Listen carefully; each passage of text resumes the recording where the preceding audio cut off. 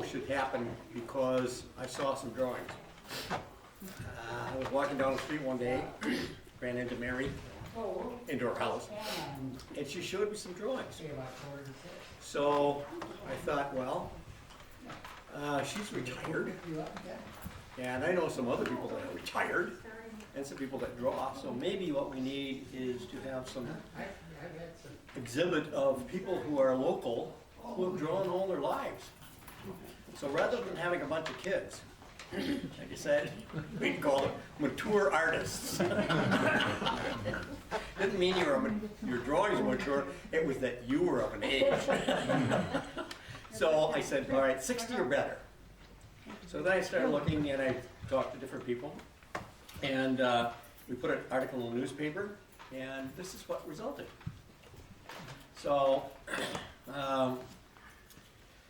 I get to thinking about these guys that I know, and we always hear people saying, I wish I could draw like that. Well, heck, they could. It's just they don't want to practice that much. I want to play the piano, but I don't want to practice. Then they say, I can't draw a straight line. Straight lines do not make a drawing, unless your name is Mondrian or something like that. So here we are with a whole bunch of bent lines, little dots and things like that, but they make pictures.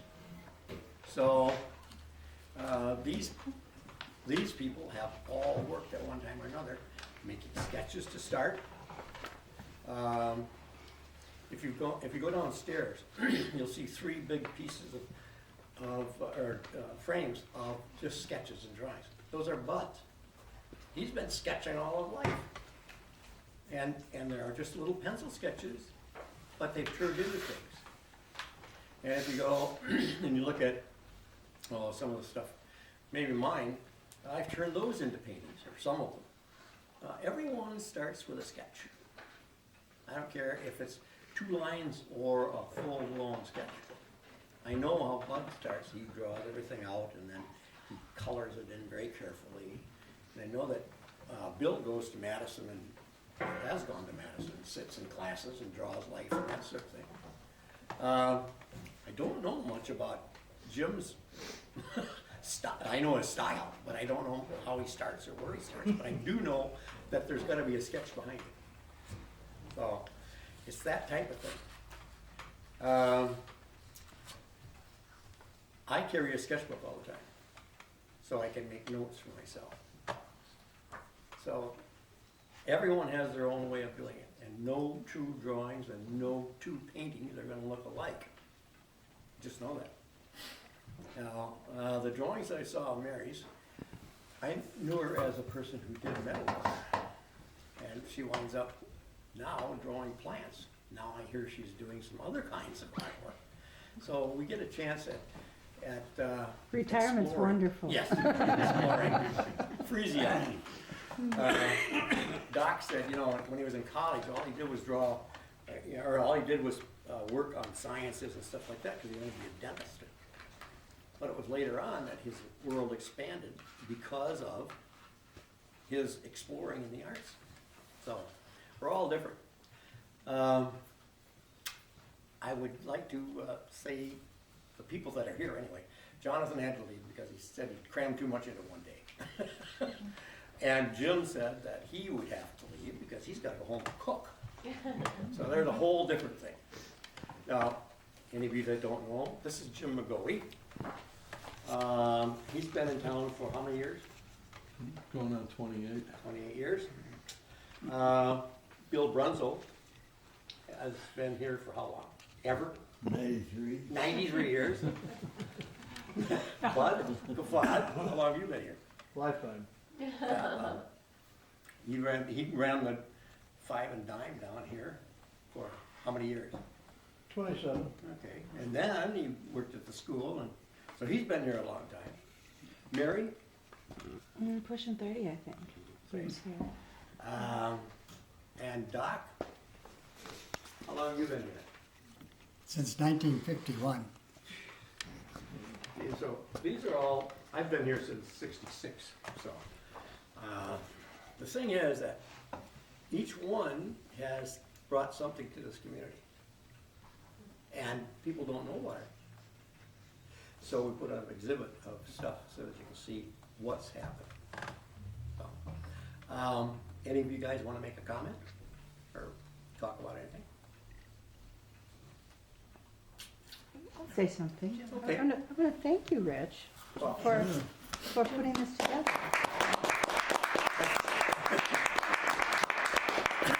In part because you frequently see people's paintings, but you don't always see their drawings. Drawings take a long time to make, unless they're quick little sketches, but otherwise they take a long time to make. And it's nice to see, sometimes I think drawings are the thinking behind it, so it's nice to see that, and so thanks for doing it. well, thank you. You're welcome. It's my passion to get this art stuff going. Being a kid that never grew up, had an art class until I was, in college. This I was hoping would expose more kids to what's available, that type of thing. Anyone else? It's been a lot of fun for me to see the drawings. Yeah. Yeah. Because, it's like Mary said, you usually see paintings at art exhibits, whether they're watercolors, oil paintings, or whatever. And not very often do you see, even in a local exhibit, just drawings. And it's just great to see how people handle the same medium, Yeah. I've enjoyed it. Oh, good. Thank you. Particularly, I didn't go to the pastor, they must have bird art. They want to see real artists, we go up there and see real artists. And it's a fantastic show of bird art. Those artists spend their whole lifetime, that's all they do, most of them. That's their livelihood, and they see some beautiful art. There's some beautiful artists there from Wisconsin too. So if you've never been to bird art at Wausau, you should take a trip. Yeah, fabulous show. Bud and I made a couple of runs up there. Yeah, a couple. I didn't go with it this last year, I wasn't feeling good, so. Jonathan isn't here, but there's a sketch out here. I was gonna ask him about a hawk. There's a painting that the Woodson Gallery owns of a hawk that's sitting like that on a branch in the field. And I was going to ask him if that was the study for that particular painting, but he got out of here before I could ask him. But Bud's right, that show at Wausau is really incredible. It's not abstract, it's all pretty realistic.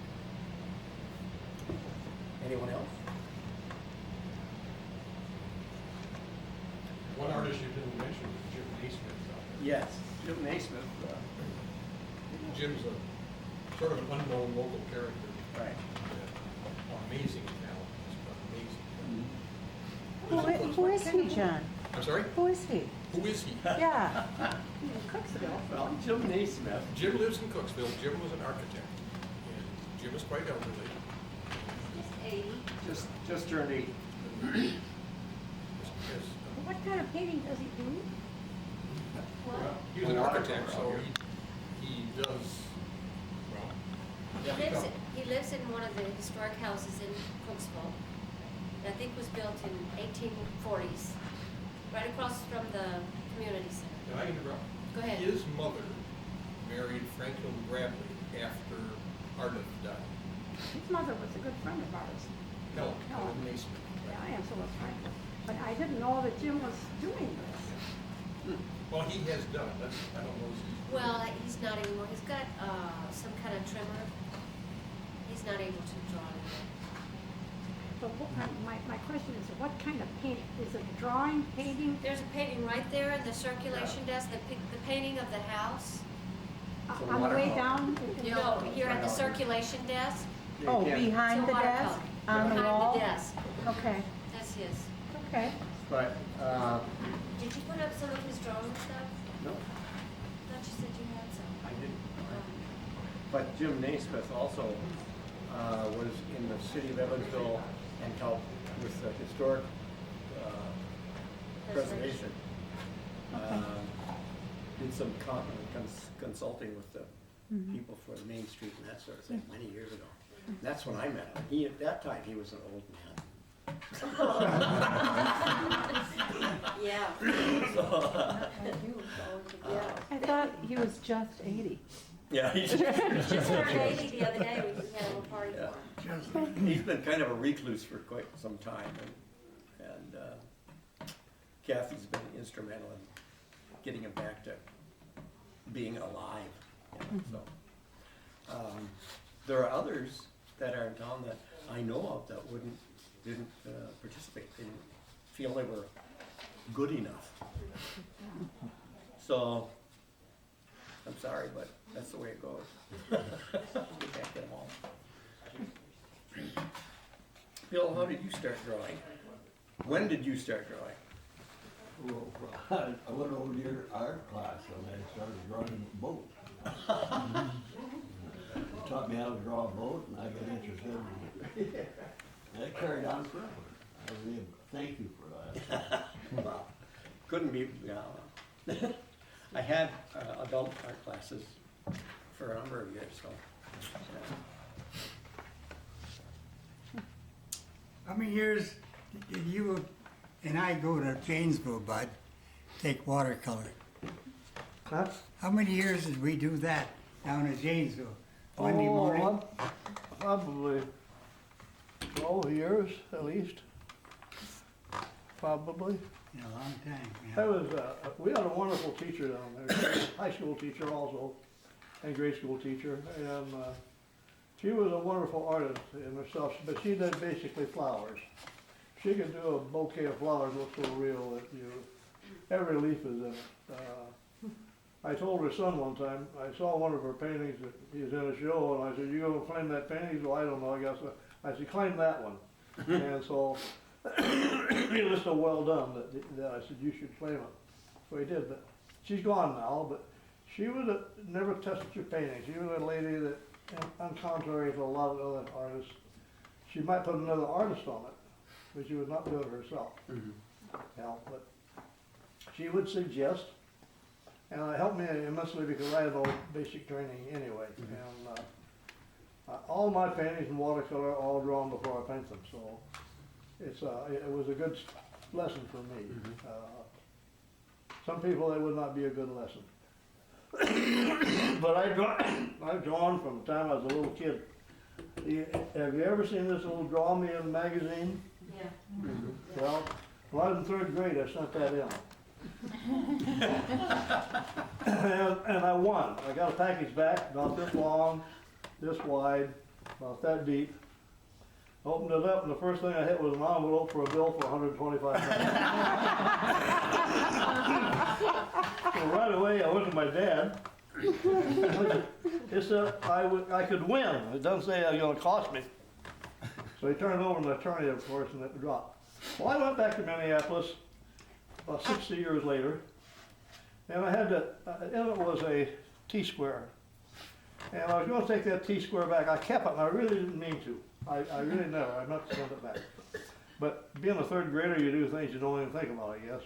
But anyway, I was going to take it back, and Mary wanted to go up there to the Betty Crocker thing, and I said, that's a good excuse for me to go turn this T-square in. So I went with a T-square in hand, walking down the street in Milwaukee. It was only about 2 blocks from where she was. I got to the front of this place, and I looked at it. And I said, they don't give a damn about that T-square. And I turned around and walked away. I should have gone in and pulled it right in their face, but I didn't. One of those things you should do or don't do. So, what instructors did you have then? You were at the Art Institute. Yeah, Me? yeah. You talking Any to good me? ones? You know, actually, there was a guy that had a storefront a few miles from where I grew up, and he was a young guy and just did it on Saturdays to supplement his income. And I did a little bit of painting and drawing then. I was probably 10 years old, something like that. And then he folded that place, and I kind of was on my own after that, and I didn't really do anything except just draw and paint until I got out of high school, and then I went to the American Academy in Chicago. And I'm damned if I can remember. He was an old school guy, an Atelier trained guy who did all of the life classes in the afternoon. And for a year, I sat for 4 hours a day in the afternoon, just doing poses, doing short pose, medium pose, and long pose. And at first it was like, what am I doing? I look horrible, you know, I couldn't figure it out and everything, because I was used to just undisciplined drawing. And the course of that time, it's a little like learning a language. When you immerse yourself in a foreign country and you don't think you're learning anything, and then you go home and figure out, hey, I actually know how to speak. You know? So it was a little like that. I learned how to see. I learned how to do hand proportions. That's a lot of people don't understand how to do that, and it's really pretty much just practicing seeing. You know, it's practicing flattening space out. All these little tricks, and he was really good. I wish the heck I could remember his name. He was an old man when I got to him. It'll come to you later tonight. Yeah. Tonight you'll be in bed and dying. Well, And after that, I went for a couple of years to the San Francisco Art Institute. But that was a different time and place. That was. but you know, when you talk about practicing drawing, Bud was telling me that he had gone to a place where Jonathan Wilde was going to do a demonstration in drawing, bird feathers or whatever. And he's sitting and he's drawing all these feathers. And Bud will tell you, you know, he probably drew 20 of them. And then he went and was showing people how to draw the feathers. So he had practiced 20 drawings before, so I understand that whole thing. And Bill had some interesting instructors in Madison. I went to the 101, 102 art classes, and I made the acquaintance of about 8 artists who taught. One in particular that you used to go hunting with, I think. Pardon? I say there was one you used to go hunting with, I think. Oh, yeah. Wildy? Old John. And Doc, you had art teachers? Do I? Yeah. I went through, like I was telling Taya, I said I took a whole semester of watercolor and all we drew was clouds. All afternoon we would draw clouds. And he said, they're no good. Start it again. And like I said, you start, with dark blue, light blue background, and then you try to get into clouds. Yeah. And that's all we did. And to this day, I can close my eyes and I can see those clouds. But no, I had a lot of teachers through vocational schools, with Bud down at the senior center with Lois Buell.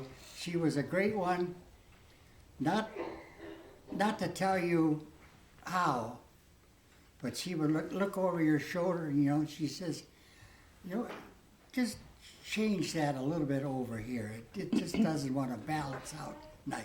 And she'd leave.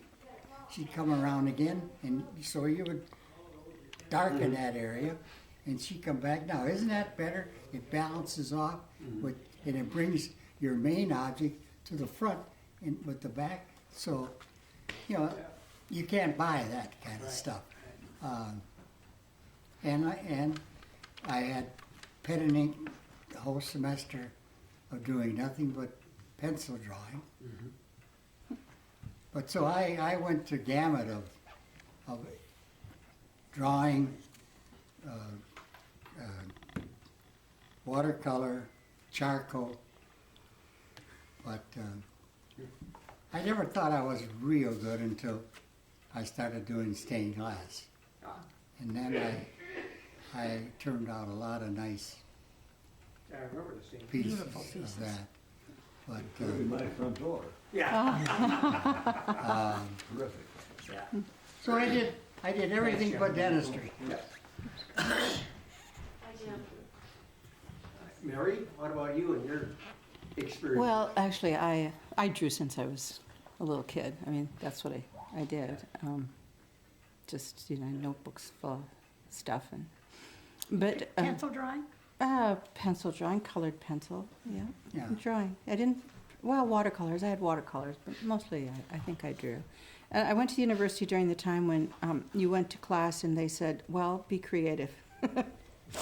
So, How do you spell that? you know, they really didn't teach you technique. So I really didn't learn to draw in school until I got a man named Walter Hamady. I don't know if any of you know Walter Hamady. Oh, yes, a paper man, isn't he? He's a paper man. Yeah. Yes, he is. A friend of John Weldy, very good friend.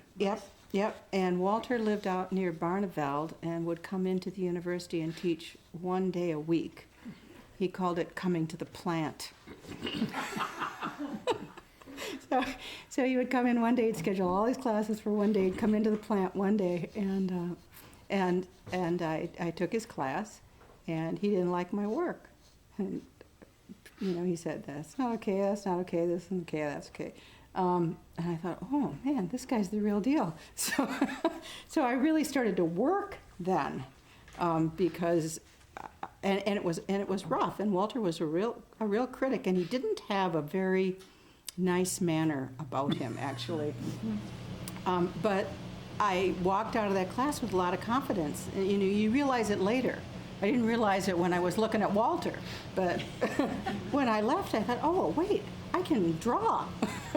So he was the best teacher I had in terms of drawing of any of them. And then, you know, I've been taking class at the Botanic Garden, and there's a woman there that's been a scientific illustrator for many, many years. That's how she makes her living. And she's not only a wonderful illustrator, she's a wonderful teacher. So that's what. And this is where? At the Botanic Garden in Janesville? no, in Chicago.